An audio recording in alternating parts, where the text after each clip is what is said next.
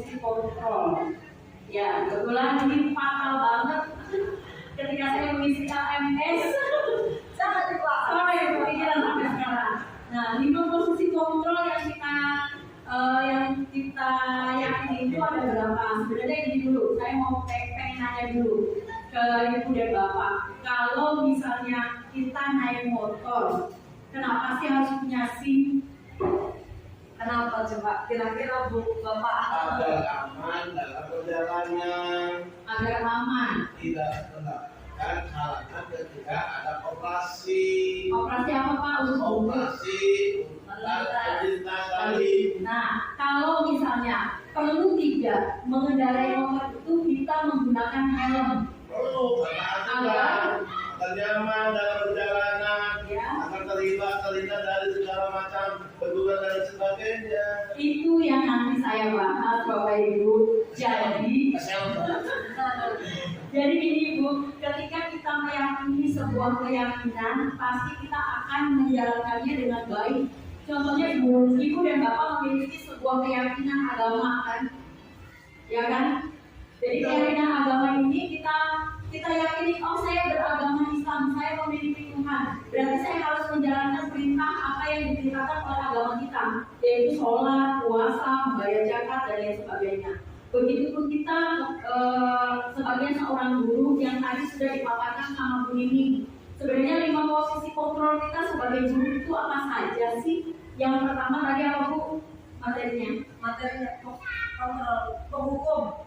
Yang satu itu sebagai penghukum. Ibu Bapak, ketika saya membaca materi ini, betapa saya merasa bersalah. Saya sungguh sangat merasa bersalah terhadap murid.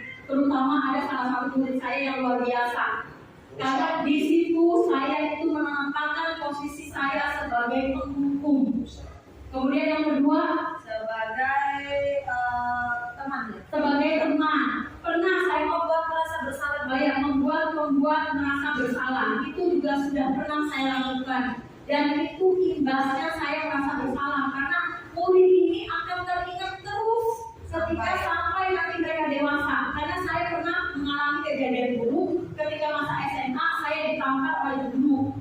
SMA itu umur sekitar umur 16-17 tahun. Tapi saya sekarang berumur 40 tahun masih terngiang-ngiang dan masih mengendap di memori saya bahwa betapa sakitnya pada saat itu ketika saya dihukum dan guru tersebut memainkan tangannya ke wajah saya. Gitu. Sampai sekarang masih saya ingat betul. Ya pokoknya ada Pak. Nah kemudian juga yang ketiga adalah teman. Saya pernah memposisikan sebagai teman dan ini juga sangat bahaya sekali Bapak. Karena kenapa? Ketika murid menganggap gurunya teman, kemudian pada suatu saat ketika dia ingin mengungkapkan pendapatnya atau curhat, tiba-tiba kita dalam keadaan sibuk, dia ingat nanti saja akan menimbulkan rasa kecewa pada murid tersebut. Murid tersebut kan tidak kok begitu sih ibu, akhirnya tidak respect lagi terhadap kita, sehingga tidak ada gimana ya ibu, kok katanya mau menjadi teman saya, tapi tiba-tiba bersikap seperti itu.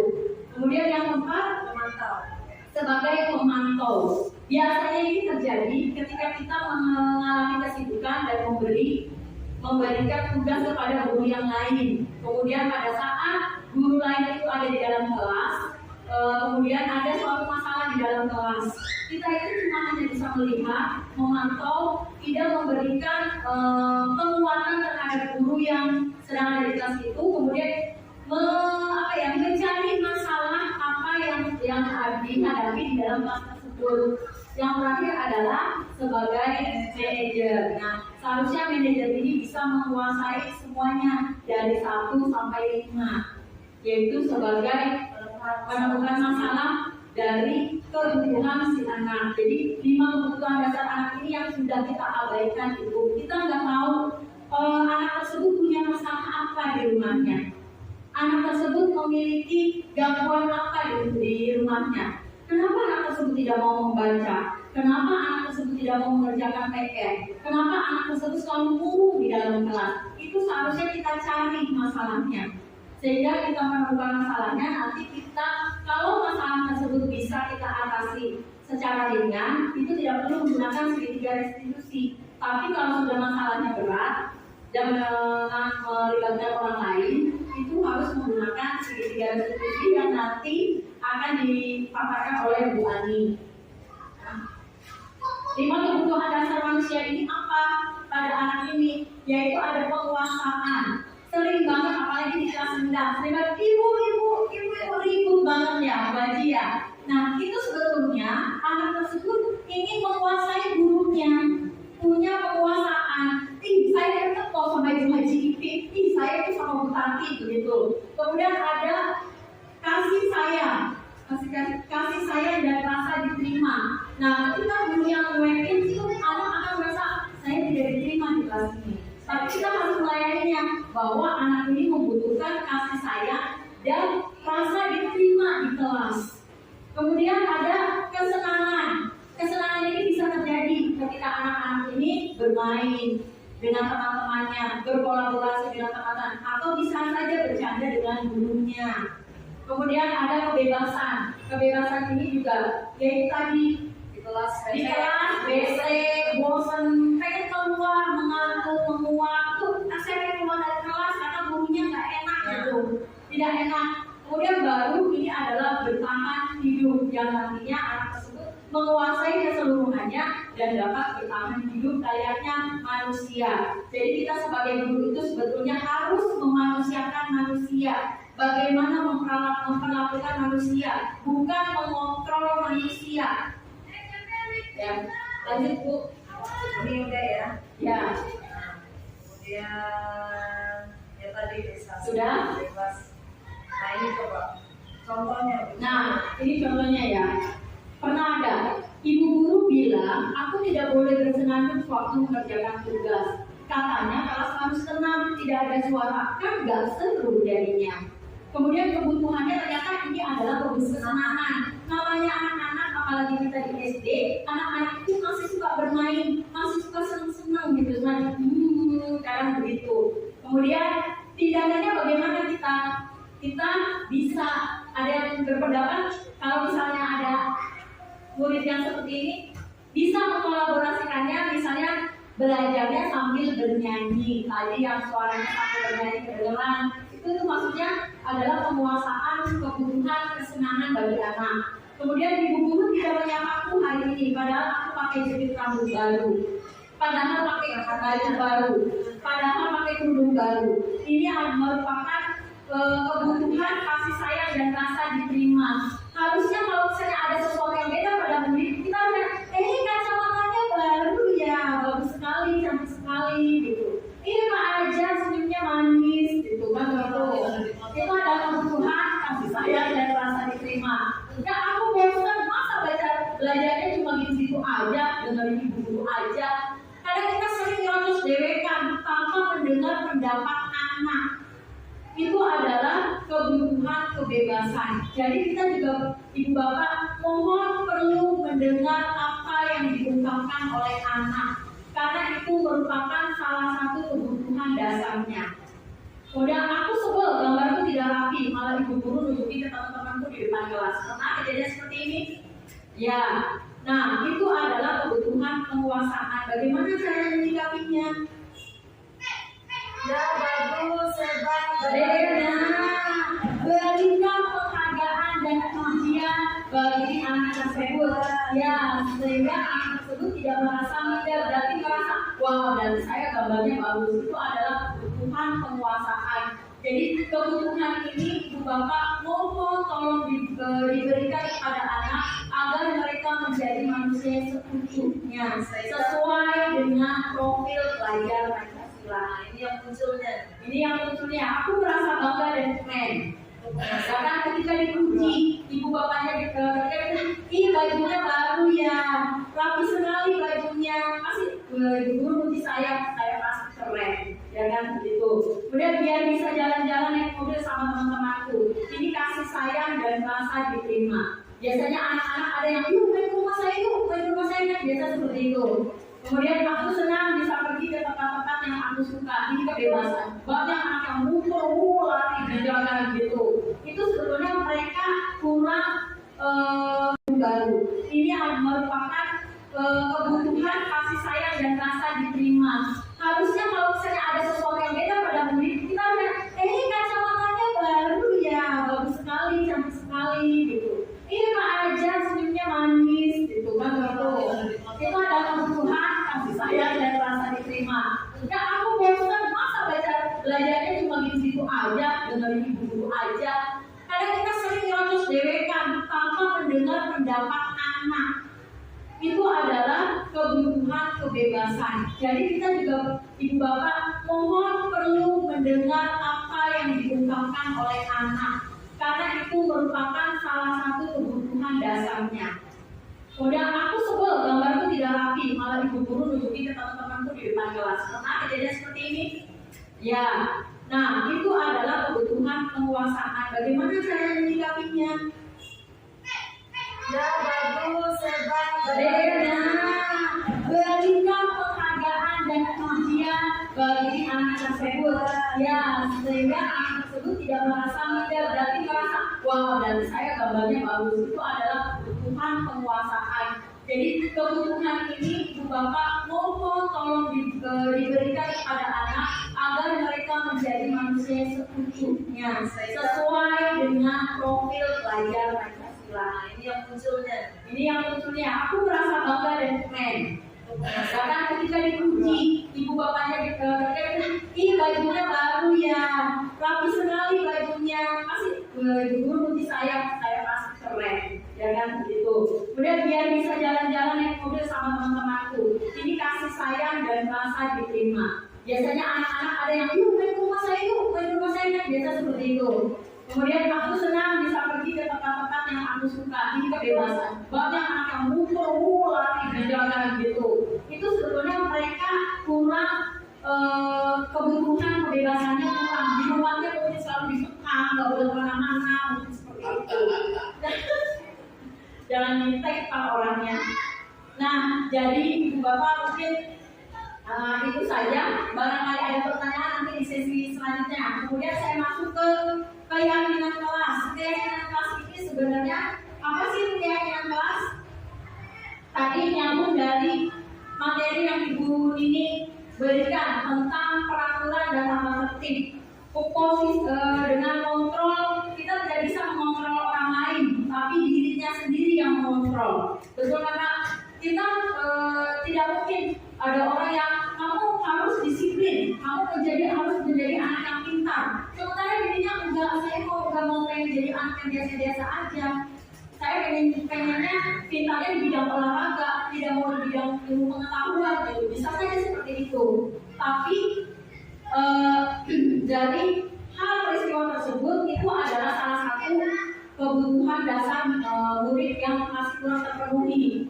Kemudian bagaimana sih caranya kita membuat anak itu tumbuh dengan sendirinya? Tumbuh dengan sendirinya itu membuat keyakinan kelas. Di kelas saya mungkin kalau misalnya lihat di kelas itu anak-anak membuat keyakinan kelasnya sendiri, Pak. Mereka membuat kesepakatan antara teman-teman yang lainnya dengan saya. Contohnya hari Senin saya harus mengikuti upacara bendera dengan tertib. Yang kedua di kelas tidak boleh ribut. Itu kesepakatan, Pak. Jadi tidak semua disepakati oleh satu orang atau diri saya sendiri, tapi semua menyepakati. Kemudian tidak boleh terlambat. Makanya di akhir-akhir ini saya selalu datang pagi jam 7 itu saya sudah ada di kelas.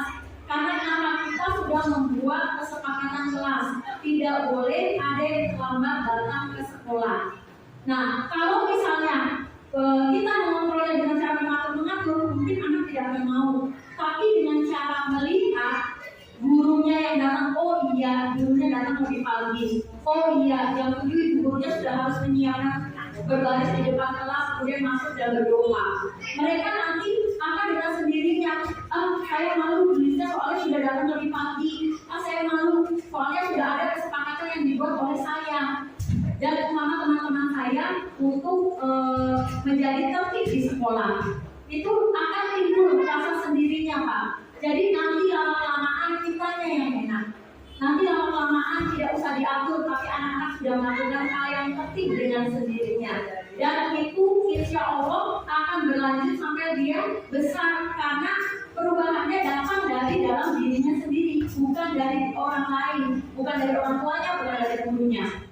Misalnya kayak yang sudah dicontohkan, membaca Al-Quran setiap hari Jumat, mau setiap pagi berdoa, kemudian mau sunat, itu dengan sendirinya saya tidak mengatur. Dia langsung bisa berdoa sendiri karena sudah diterangkan dari sebelumnya, sudah ada.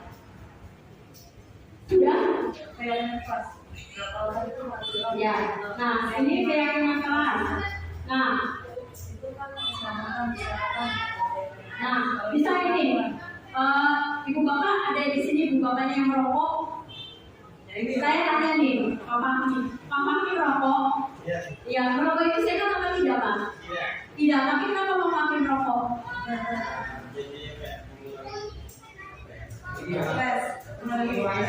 Mengurangi stres itu yang diyakini sama Papa Mi. Jadi Papa Mi bilang kalau merokok itu mengurangi stres katanya. Coba saya tanya Pak Samsuri, Pak Samsuri merokok? Udah baik Pak Samsuri. Pak ada merokok? Kenapa nggak merokok Pak? Itu menjalani kesehatan. Ya, kesehatan kedua. Yang kedua, bagi saya hukumnya Makro. Yang ketiga, ada kedua hemat katanya. Nah, itu yang diyakini. Jadi sampai sekarang Pak aja tidak merokok. Tidak merokok. Pak kami ketika merokok berarti stresnya hilang. Iya, Hilang. Ya, jadi itu yang diyakini. Kita bilang Pak kami rokok sudah sehat, tidak aja.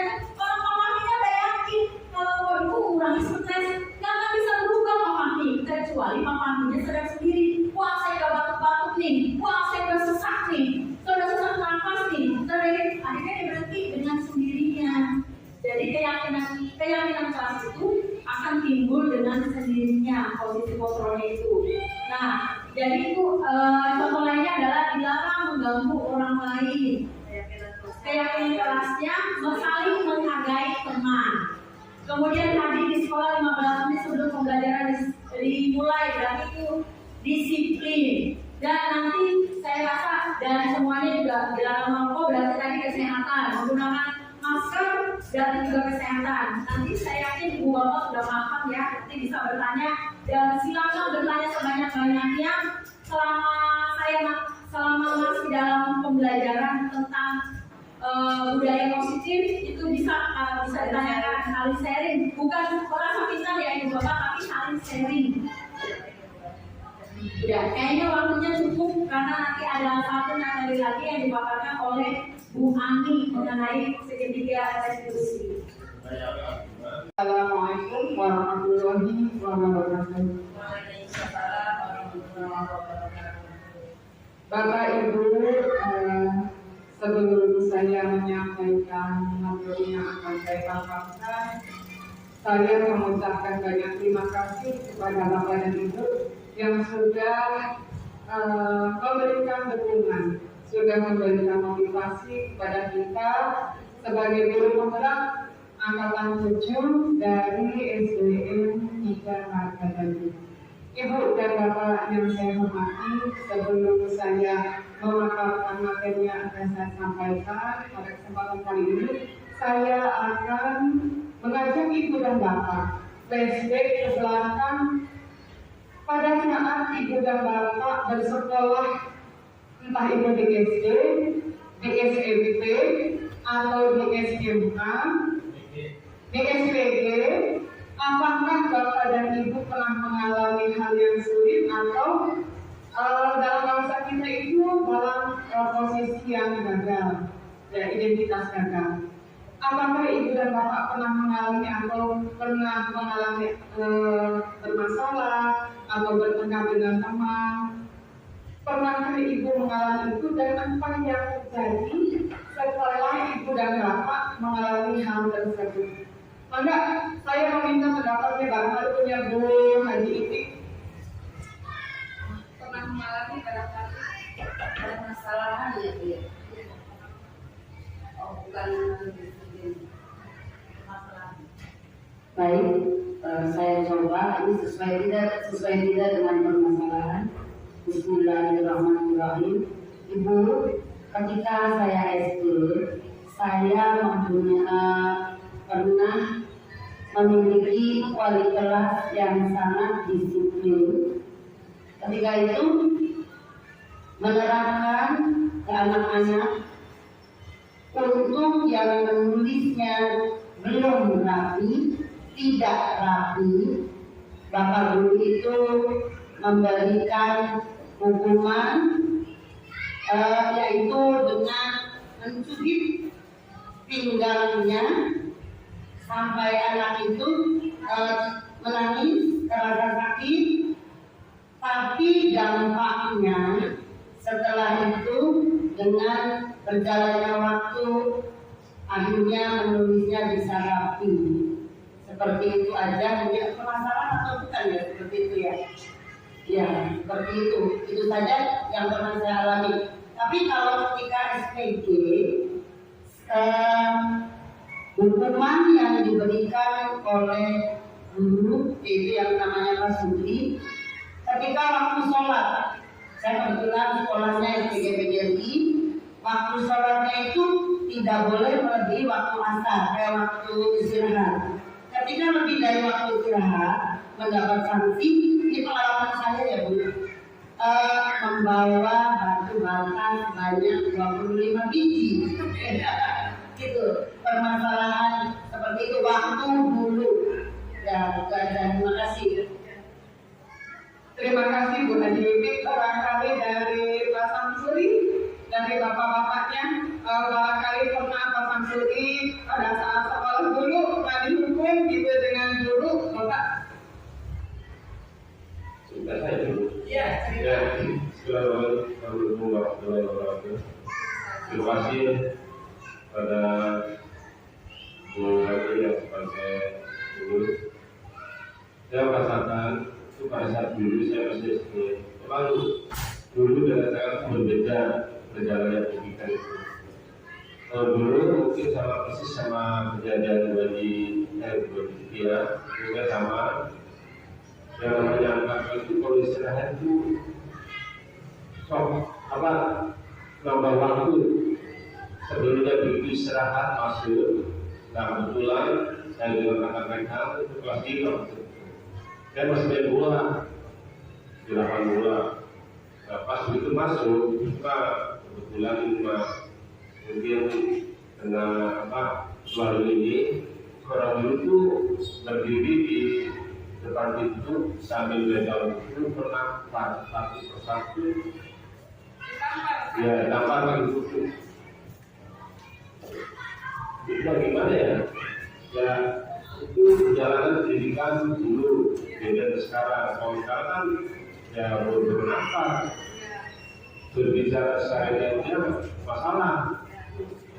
Tapi itu cuma kesalahan saya sebagai murid ya karena tidak disiplin. Saya sudah mulai belajar masih di dalam di luar sekolah. Itu masalahnya. Tapi bagi saya itu ya malah saya dimarahi sama orang tua itu. Jadi istilahnya tindakan guru itu memang diberikan oleh orang tua. Ya pada itu aja yang saya alami. Kenangan saya seperti itu. Ya. Tapi masih hidup dunia sekarang.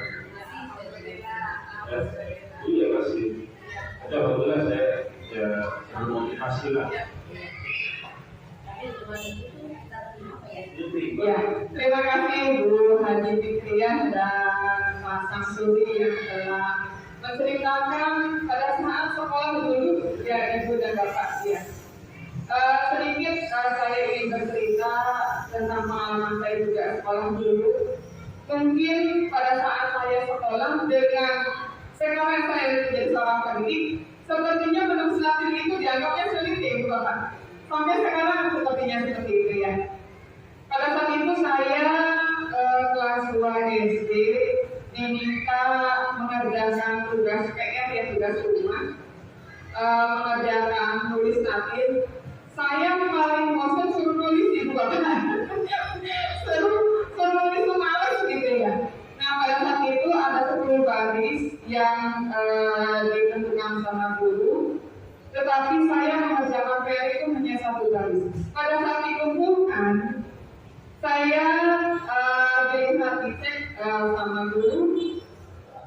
hasilnya tidak maksimal, pada akhirnya saya disuruh maju ke depan. Setelah itu tangan saya dicepet oleh penggaris kayu di depan kelas. Iya. Dan itu tidak hanya saya saja, tapi berlaku untuk siswa yang tidak mengerjakan juga. Ibu dan bapak, tentunya ibu dan bapak mengalami hal seperti itu dan merasakan bagaimana rasanya setelah kita mendapatkan sanksi. Dan sanksi itu diperlihatkan oleh teman-teman kita yang lainnya. Perasaan saya pada saat itu malu. Kemudian percaya diri saya itu ngedrop gitu ya. Nah setelah itu sampai saya yang terjadi pada saya pada saat itu, saya tidak mau berangkat sekolah karena malu. Mungkin guru saya pada saat itu ingin menerapkan disiplin yaitu bapak. Pendidikan pada zaman dulu seperti itu. Sampai saya diantar oleh orang tua saya karena saya harus tetap sekolah. Tetapi sampai hari ini hukuman itu masih tetap teringat yang sudah diberikan oleh guru. Ibu dan bapak, pada saat kesempatan kali ini saya ingin menyampaikan tentang salah satu program disiplin positif, yaitu segitiga restitusi. Apa itu ibu, bapak, segitiga restitusi? Segitiga restitusi itu adalah merupakan suatu dialog yang dilakukan oleh guru, baik itu orang tua dengan siswa. Apa yang diharapkan dari dialog itu? Agar kita lebih mandiri dan lebih bertanggung jawab. Ibu dan bapak yang hebat, restitusi itu sendiri dikembangkan oleh pakar pendidikan, yaitu Dayan Gosen, berdasarkan teori kontrol Dr. William Glasser. Ibu dan bapak, sebelum ibu dan bapak mengira-kira seperti apa sih restitusi itu gitu ya? Karena restitusi ini baru atau ada beberapa sekolah yang menerapkan posisi kontrol itu gitu ya. Belum semuanya. Setelah ini mudah-mudahan kita bisa melaksanakannya ibu bapak ya. Sebelum kita ke materi selanjutnya, ibu dan bapak, ada baiknya kita akan melihat tayangan video yang akan saya berikan pada kali ini, agar ibu dan bapak bisa melihat proses restitusi itu seperti apa.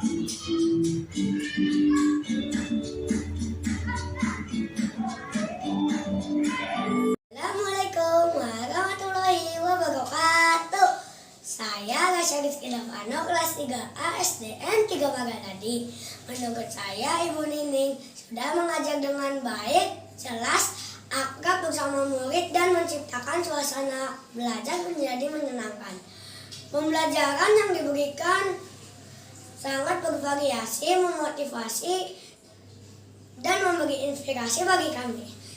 Bu Nining sudah menerapkan keyakinan kelas dan menyelesaikan segitiga restitusi dengan baik dan bijak.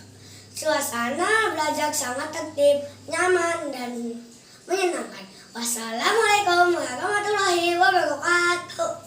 Dari pemaparan Bu Nining tadi, sekarang saya lebih jelas untuk menambah pengetahuan bahwa mengajar itu seorang guru tidak hanya mengajar saja, perlu karakter anak, pribadi anak kita selama ini, dan apa yang dipaparkan oleh Bu Nining sangat bermanfaat lagi untuk menambah pengetahuan saya. Terima kasih. Assalamualaikum warahmatullahi wabarakatuh. Alhamdulillah setelah saya mempelajari modul 1.4 tentang budaya positif, dan alhamdulillah saya sudah menerapkannya. Banyak hal yang saya dapat dari kegiatan ini. Yang pertama, alhamdulillah saya sudah menerapkan kebiasaan-kebiasaan baik yang sudah menimbulkan budaya positif tersebut, yaitu contohnya setiap pagi sudah mengaji bersama. Kemudian juga ada mengaji yasinan setiap hari Jumat. Ini menimbulkan karakter bersyukur kepada Allah, yaitu beriman kepada Tuhan Yang Maha Esa. Kemudian juga saya sudah melakukan pembiasaan baik setiap hari Selasa itu siswa melakukan kegiatan membatik. Dengan adanya kegiatan membatik ini ternyata mewujudkan atau menimbulkan karakter pada siswanya, yaitu kearifan lokal, mencintai budaya lokal. Nah, kemudian juga setiap hari Rabu di kelas saya itu diadakan yang namanya pengumpulan sampah plastik. Kegiatan ini dilakukan yaitu sebagai bentuk rasa cinta lingkungan. Dengan mengumpulkan sampah plastik, akhirnya siswa bisa mengurangi sampah plastik, kemudian dijadikan barang-barang yang berguna bagi mereka itu. Dan setiap hari Kamis di sini ada kegiatan ngomong bahasa Dermayu. Kegiatan ini alhamdulillah mengangkat budaya Indramayu, dan biasanya anak-anak zaman sekarang sudah lupa gitu atau kurang paham dengan bahasa sendiri. Alhamdulillah sekarang sudah mulai paham dan sudah berbudaya, yaitu dilaksanakan setiap hari Kamis. Kemudian juga saya sudah melaksanakan setiap hari Jumat tadi mengaji yasinan bersama. Kemudian yang terakhir pada setiap hari Sabtu yaitu kami melakukan kegiatan berbagi kepada orang lain. Jadi siswa-siswa saya itu saya minta untuk berbagi kepada orang lain atau menolong orang lain. Kegiatan intinya mah membantu orang lain. Nah, budaya positif lainnya yang sudah saya lakukan yaitu saya sudah menerapkan keyakinan kelas. Alhamdulillah dengan menerapkan keyakinan kelas tersebut, di kelas lebih tertib, lebih menghargai gitu. Timbul rasa saling menyayangi sesama temannya. Dan yang terakhir saya juga sudah menerapkan segitiga restitusi. Dari kegiatan tersebut, ketika saya tanya kepada siswa tentang refleksi kegiatan segitiga restitusi yang sudah saya terapkan, alhamdulillah mereka merasa senang karena tidak ada emosi ketika menyelesaikan suatu permasalahan. Itu saja mengenai refleksinya. Kemudian saya berharap untuk rencana ke depannya kegiatan budaya positif ini akan terus saya lakukan secara kontinu dan dijadikan sebagai kegiatan yang konsisten, sehingga di lingkungan sekolah saya yaitu Marga Dadi 3 ini siswa-siswanya berkarakter sesuai dengan profil pelajar Pancasila dan sesuai dengan nilai-nilai kebajikan universal yang sudah diusung oleh pemerintah kita, yaitu kurikulum Merdeka Belajar. Itu saja yang bisa saya sampaikan. Terima kasih. Wassalamualaikum warahmatullahi wabarakatuh.